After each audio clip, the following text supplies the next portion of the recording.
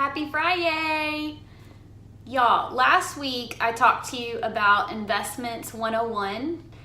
This week I want to give you the secret to investing well. The stuff Richard Branson knows, Warren Buffett, Tony Robbins, Susie Orman, Dave Ramsey, all the big dogs. The people who have a lot of money, make more money, keep their money.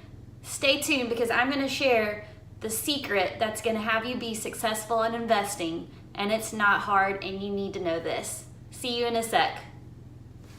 Inspire the best version of yourself with tips and skills you can implement right away. Look, it's a mind, body, and soul connection, and we all know that when we feel better, we do better.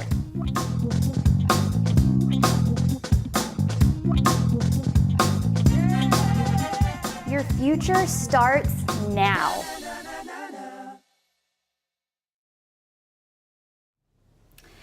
Hey y'all, this is Michelle Rohde, and I'm your local financial advisor and wealth coach. And thank y'all for joining me here again for another FriYAY, where I try to bring more wealth and happiness into your life so that you can truly have the power to design a life you love. And life is all about having more options. And one way that you can give yourself more options is if you have more wealth. So last week I showed y'all about the different investments you have available to you out there and just kind of went over the investment pyramid and showed you the different categories of investments so that you could learn Investments 101. This week, I want to share with you Investing 101. Okay, what do you need to do with those investments that I taught you about last week? How do you win at the game of investing? How do you become successful, make more money, lose less money, and not risk it all? So there are a lot of opinions out there, as I mentioned last week, and there can be a lot of confusion. And even before you get to the opinions and what you should or you shouldn't do, you know, this may seem like a whole nother foreign language to you. So I want to be here to break it down and make it really simple and easy to understand, and always present you with the facts that remain true no matter what. And once you understand the facts, that's what's going to help to give you the confidence you need to be successful and to drown out all the other noise that can lead you to be confused or to make the wrong decision when it comes to investing. And people, don't think that you aren't ready to invest or that you're not the right type of person to be investing. Everybody should be saving money for their goals. It's so important for you to have options and comfort in your future, and that's what this is all about. So today is Investing 101. It's the secret that's going to help you to be a really good investor. So let's go ahead and get started. Okay, so as always, I like to draw pictures to help you make sense of something that may be confusing or where there's a lot of information. So when it comes to investing, it's important for you to know that our economy, our stock market, as with so many things out there, work in cycles. And with the stock market, with our economy, it typically runs in a 4-year cycle on average. So it's important for you to know that typically the stock market will fall, it will go down, it will crash, it will have a correction 1 out of every 3 to 4 years. Okay, so that's going to help you right there, just knowing that if you have investments, expect them to go down and know that they're probably not working right if some of them are not going down 1 out of every 3 to 4 years. You may not own the right types of investments if some of them are not going down 1 out of every 3 to 4 years. And know that that's an average. Sometimes you may have 2 down years in a row and then 3 up years back to back. So where you have 6 years where the market is just going up, up, up, and then 2 that are down back and forth, or you may have 1 down year and then 3 up years, or some combination of that to where you average out to that scenario I just described. So some of you may remember if you were investing, or if you had parents or grandparents that were investing, or if you were just watching the news in 2008, 2009, we had the stock market fall at that time. It was called the Great Recession. It was the second worst crash that the stock market has had since the Great Depression. So hopefully that's a one and done in our lifetime and we don't have to ever experience that again. It's always a possibility, but something that big, that severe and drastic usually only happens once in a lifetime. So I wanted to mention that, and then come back to our cycle here. So at the top of the economic cycle is called a boom. The bottom is called a bust.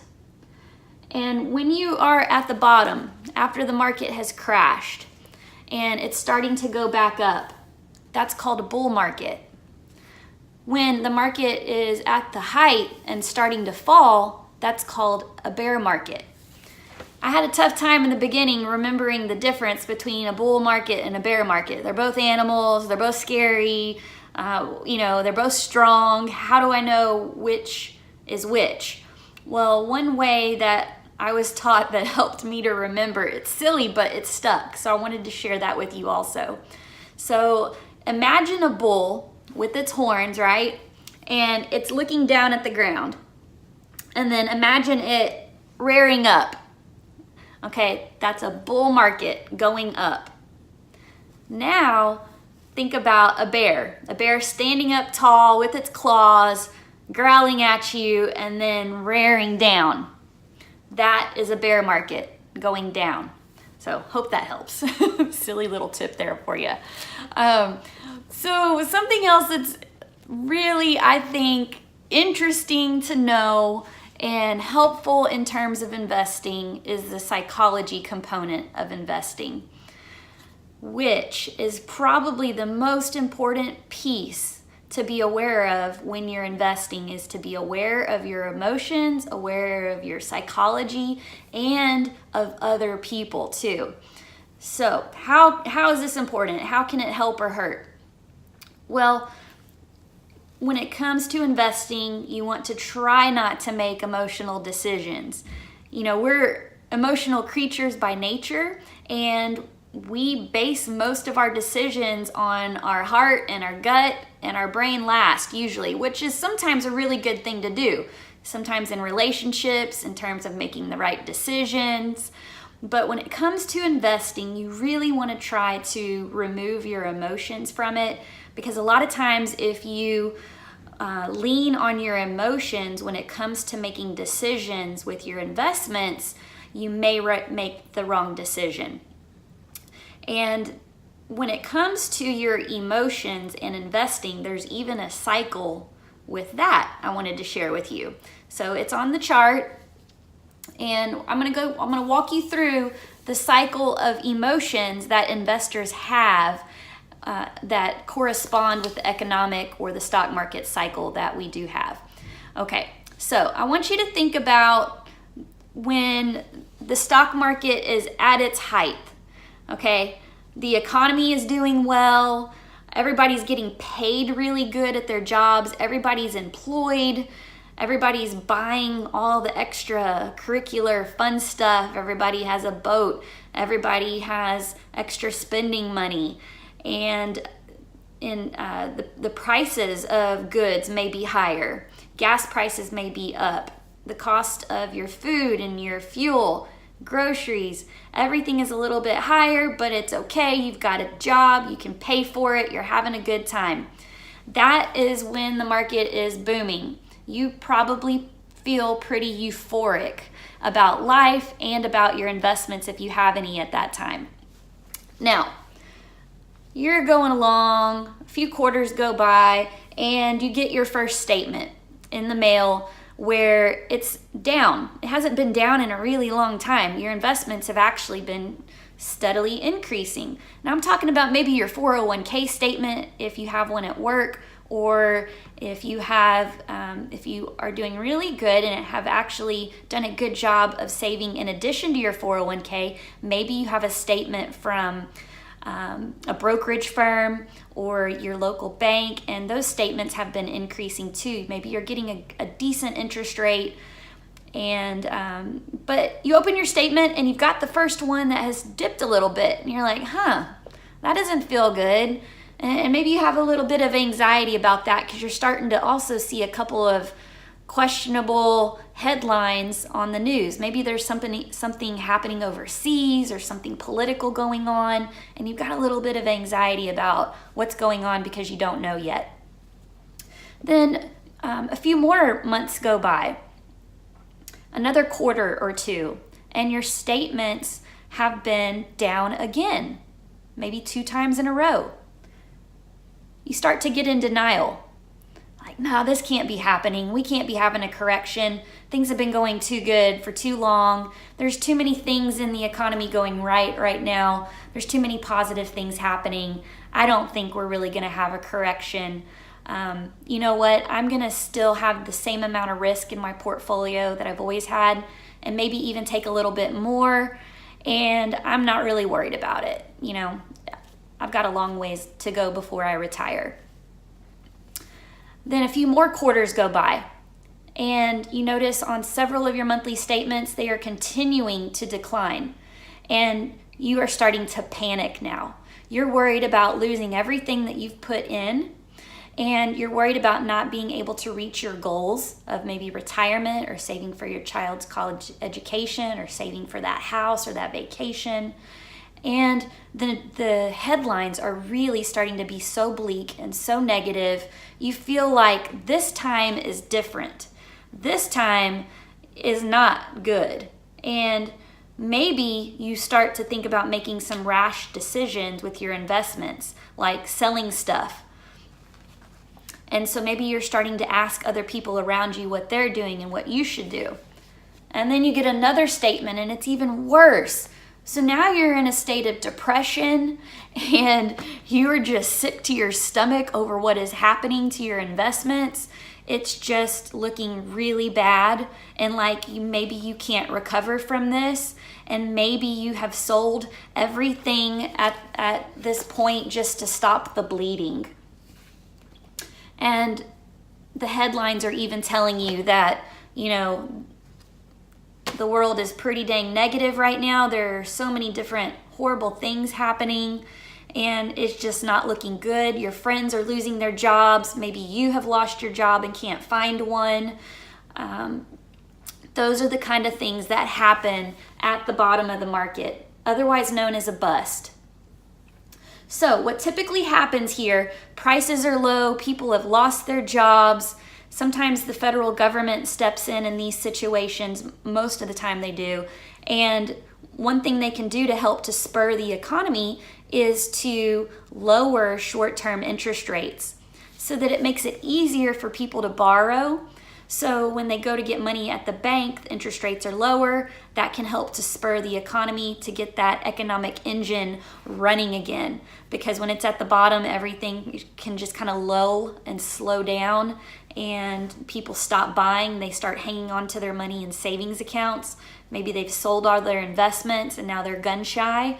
So to spur the economy, to get people to start buying again, they will decrease short-term interest rates, for example. And this is also one of the least risky times to get into the market. Prices are very low on the stocks and mutual funds, for example. But conversely, while your equity prices may be low right now, the value of your bonds may be up. So I talked about that last week, about how some investments have an inverse relationship. While one is up, the other is down, and that's a good thing, because you don't want everything to be down at the same time, which is why it's important not to get greedy when the market is doing really well and only own things that are making a 10 plus or double-digit return, because when they go down hard. Sometimes they can give you double-digit negative returns. And if you have some bonds in your portfolio, they can kind of be like the shocks on the car that smooths out the ride and doesn't make it as drastic of a loss, and can help you recover quickly because they're providing a steady income, monthly interest sometimes in some scenarios that maybe you can even be reinvesting while the market is down, while prices are low, and picking up more shares at a cheaper price than you could up here, which is going to help you, like I said, recover quicker and build more wealth at a faster rate. So those are some of the secrets that I wanted to share with y'all about the economic cycle, and just being aware of what happens with our emotions as we go through those, especially the downturns. Don't be tempted to sell good investments just because they're down. If they're good quality investments, they will recover. And if anything, if you have any lazy money, any savings, or any dividends or interest, you should be reinvesting at that time when everything is down to try to help you build extra wealth, to take advantage of a situation other people are panicking about. So, okay, what happens when the federal government has decreased short-term interest rates, the economy is starting to come back around? You get your first statement and it's actually up a couple $100 for the first time in maybe 9 months or a year. And you're kind of in disbelief, like, well, I'm not going to get too excited about this because it's been bad for a really long time. So we'll just see what happens with my next statement. And you get a few more statements on your 401k or your brokerage accounts, and they're up again and again, month after month. And you're starting to get hopeful, like, hey, things are coming back around. I kind of forgot what this felt like. And maybe you're getting hopeful that, hey, the economy's coming back around. We're getting out of that bust situation. Hey, I heard that friend finally has an interview. Awesome. And then a few more months go by, a few more quarters, and you are hearing that stock prices are going back up. And you are starting to get really optimistic. People are starting to talk about what's good to buy again. If you're listening to the news, the headlines may be improving a little bit. You may be noticing that more people are getting back to work and getting the jobs that they wanted to have instead of taking the crappy jobs that they don't really want to have.